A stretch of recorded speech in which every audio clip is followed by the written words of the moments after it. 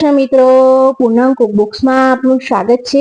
આજે આપણે iron, calcium, protein અને ફાઇબરથી ભરપૂર એવી તલની સુખડી બનાવીશું અને આ સુખડી એટલી પોચી બનશે કે દાંત વગરના પણ એકદમ ઇઝી રીતે ખાઈ શકશે અને એટલી ટેસ્ટી કે બાળકોને પણ આ સુખડી ખૂબ જ ભાવશે। તે તમારી પાસે માંગીને ખાશે અને તેમાં કેલ્શિયમ અને પ્રોટીન અને ફાઇબર ભરપૂર હોય છે, જેથી બાળકોને પણ શિયાળામાં આ સુખડી ખવડાવવી જ જોઈએ। તો ચાલો ટેસ્ટી એવા સુખડીની રેસીપી શરૂ કરીએ।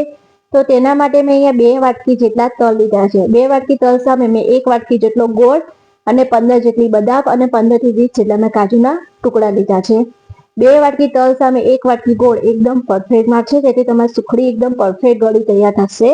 બહુ જ વધારે મોળી નહીં અને બહુ જ વધારે ગળી નહીં, તેવી એકદમ પરફેક્ટ તૈયાર થશે। હવે આપણે જે તલ લીધા છે તેને આપણે અહીંયા શેકવાના છે। તેના માટે ગેસ ચાલુ કરીશું। એક જાડા તરિયાવાળું કઢાઈ લઈશું। મેં અહીંયા નોનસ્ટિક લીધું છે, તમે ગમે તે કોઈ પણ જાડા તરિયાવાળું કઢાઈ લઈ શકો છો।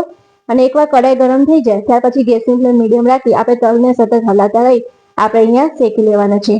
તલ વધારે પડતા શેકાઈ ના જાય તે પણ ખાસ ધ્યાન રાખવાનું। જો તલ વધારે પડતા શેકાઈ જશે તો સુખડીમાં તેનો ટેસ્ટ સરસ નહીં આવે અને કાચા ના રહે તે પણ ખાસ ધ્યાન રાખવાનું। તલ શેકાશે એટલે તેનો કલર બદલાઈ જશે અને તે ફૂટવાનું ચાલુ થઈ જશે। એટલે કલર બદલાય અને જેમ તલ ફૂટવા માંડે તેવી જ આપણે અહીંયા ગેસ બંધ કરી દેવાનો અને તેને બીજા વાસણમાં ટ્રાન્સફર કરી લેવાના। તલમાં કેલ્શિયમ ખૂબ જ પ્રમાણમાં હોય છે, જેથી જેને સાંધાના દુખાવા હોય તેને તો તલ અને ગોળનું સેવન કરવું જોઈએ। એટલે આપણે આ સુખડી બનાવવામાં તલ અને ગોળ બંને વાપરવાના છે, જેથી આ સુખડી ખૂબ જ જેને સાંધાના દુખાવા હોય તેના માટે તો ખૂબ જ ફાયદાકારક હોય છે અને વાળની જેને સમસ્યા હોય તેમને માટે પણ આ સુખડી ખૂબ જ ફાયદાકારક છે। હવે અહીંયા આપણા તલ અડધા શેકાઈ ગઈ છે ત્યારે આપણે એની અંદર ડ્રાયફ્રૂટ એડ કરી દીધા છે, જેથી આપણા ડ્રાયફ્રૂટમાં જો 5% પણ મોઇસ્ચરનો ભાગ હોય તો તે નીકળી જાય અને ડ્રાયફ્રૂટ થોડા સરસ એવા તલ જોડે શેકાઈ પણ જાય। અહીંયા હવે તમે જો તલનો કલર આપણે થોડો બદલાવા માંડ્યો છે અને તલ મારા ફૂટવા પણ માંડ્યા છે। એટલે મેં અહીંયા ગેસની ફ્લેમ બંધ કરી દીધી છે અને અહીંયા આપણે તલને બીજા વાસણમાં ટ્રાન્સફર કરી લેશું। તમે તલના કલર ઉપરથી ખબર પડી જશે કે આપણા તલ શેકાઈ ગયા છે અને તલને અહીંયા હવે એકદમ ઠંડા થવા દઈશું। ઠંડા થઈ જાય પછી જ આપણે મિક્સરના જારમાં એડ કરી આપણે તેને ક્રશ કરી લેવાના છે। અહીંયા તલને આપણે અધકચરા ક્રશ કરવાના છે, એકદમ સ્મૂથ પાવડર નથી બનાવવાનો। અને ડ્રાયફ્રૂટ અને તલ બંનેને એક સાથે જ આપણે મિક્સરના જારમાં એડ કરી લઈશું અને મિક્સર ચાલુ બંધ કરી આપણે એને ક્રશ કરીશું, તેથી અધકચરો એવો સરસ એવો પાવડર તૈયાર થશે। પરફેક્ટ રીતે કહું ઘઉંનો જેવો જાડો લોટ હોય તેવો આપણે અહીંયા તલનો પાવડર તૈયાર કરવાનો છે। એટલે બહુ તમે જો મેં એકદમ કરકરો અને દાણેદાર એવા તલ ક્રશ કર્યા છે, એકદમ સ્મૂથ પાવડર નથી કરવાનો। બસ હવે આપણે અહીંયા આની સુખડી બનાવીશું। સુખડી બનાવવી એકદમ ઇઝી છે, કશું જ કરવાનું હોતું નથી। અહીંયા આપણે ગોળનો પાયો પણ નથી કરવાનો। તો ફરીથી આપણે એક પેન લઈશું, તેમાં 5 ચમચી જેટલું આપણે ઘી એડ કરીશું। અહીંયા તમે તલનું તેલ હોય તો તમે તેનો પણ ઉપયોગ કરી શકો છો, તેનાથી પણ આપણા સુખડીનો ટેસ્ટ ખૂબ જ સરસ આવે છે। અને અત્યારે મેં ઘીનો ઉપયોગ કર્યો છે। હવે ઘી થોડું ગરમ થઈ જાય ત્યારે આપણે જે 1 વાટકી ગોળ લીધો છે તે તેમાં એડ કરી લઈશું અને અહીંયા ગોળનો આપણે કોઈ જ પાયો નથી કરવાનો। અહીંયા ખાલી આપણે ગોળને ખાલી મેલ્ટ જ કરવાનો છે। અહીંયા 2 વાટકી તલ સામે 1 વાટકી ગોળ એકદમ પરફેક્ટ માપ છે। એટલે બીજી રીતે કહું જેટલા તલ લો તેના અડધા પ્રમાણમાં આપણે અહીંયા ગોળ લેવાનો અને ગોળ એકદમ ઝીણો સમારીને લેવાનો, જેથી જલ્દી મેલ્ટ થઈ જાય। મેં એકદમ ઝીણે સમારી લીધો છે અને ગેસની ફ્લેમ આપણે મીડિયમ રાખીને જ આપણે ગોળને ઓગાળી લેશું। ગોળ ઓગળી જશે એટલે તેમાંથી સરસ એવા બબલ્સ થવા માંડશે। બસ એટલો જ આપણે અહીંયા ગોળને મેલ્ટ કરવાનો છે। આ સુખડી ફક્ત 10 મિનિટમાં જ બની જાય છે। આ સુખડી બનવામાં પણ બહુ જ વાર નથી લાગતી। તમે જો ગોળ એકદમ સરસ રીતે મેલ્ટ થઈ ગયો છે।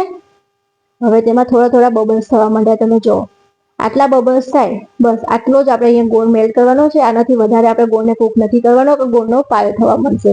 ત્યારે આટલો બબલ્સ થવા મળે એટલે ગેસની ફ્લેમ એકદમ લો કરી દેવાની અને તેની અંદર મેં 2 ટીસ્પૂન જેટલી આપણે સૂંઠ એડ કરી છે, સૂંઠ પાવડર એડ કર્યો છે।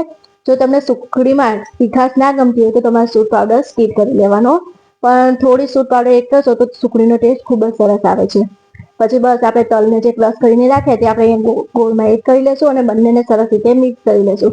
ગેસની ફ્લેમ એકદમ લો રાખવાની એ ખાસ તમે યાદ રાખજો। બધા મિક્સ થઈ જાય પછી આપણે ગેસની ફ્લેમ તરત બંધ કરી આપણે અહીંયા એક થાળીને મેં ઘીથી ગ્રીસ કરીને રાખી છે, તો આ મિશ્રણ આપણે તે થાળીમાં એડ કરી લેશું। જો સરસ રીતે મિક્સ થઈ ગયું છે. અને હવે આ પ્રોસેસ થોડી ઉતાવળ રાખવાની, કારણ જો તમે ધીમે ધીમે કરશો તો તમારો ગોળ અને તલ એક જગ્યાએ જામમાં તૈયાર થશે અને સરસ રીતે સ્પ્રેડ નહીં થાય અને સુખડી આપણી સરસ રીતે પથરાશે નહીં. બસ હવે આપણે અહીંયા થાળીમાં ઘીથી ગ્રીસ કરીને પહેલેથી જ રાખી હતી. હવે આ મિશ્રણ હું તેમાં એડ કરી લઈશ અને તાવીથા મદદથી થોડું ફેલાવી લઈશ અને પછી કોઈ પણ સપાટ વાટકી હોય તેને આપણે તળિયે થોડું ઘીથી ગ્રીસ કરી પછી આપણે આ સુખડીને સેટ કરી લેવાની. જો આવી રીતે અને થોડું થોડું ઉતાવળ રાખવાની. જો કે જામમાં મળશે તો તમારી સુખડી સરસ એવી સેટ નહીં થાય. અને થોડી 1-2 મિનિટ જ આ સુખડીને રેસ્ટ આપવાની. થોડી ગરમ હોય ત્યારે જ આપણે તેમાં કાપા પાડી લેવાના. અગર જો એકદમ ઠંડી થઈ જશે તો તમારા એમાં કાપા નહીં પડે સરખી રીતે. એટલે મેં અહીંયા થોડી ગરમ છે, 20% જેટલી સુખડી ગરમ છે ત્યારે જ હું એમાં કાપા પાડી લઉં છું. તમને જેટલા પ્રમાણમાં પીસીસ નાના મોટા પીસ ગમતા હોય એવા તમે સુખડીના પીસ કરી શકો છો.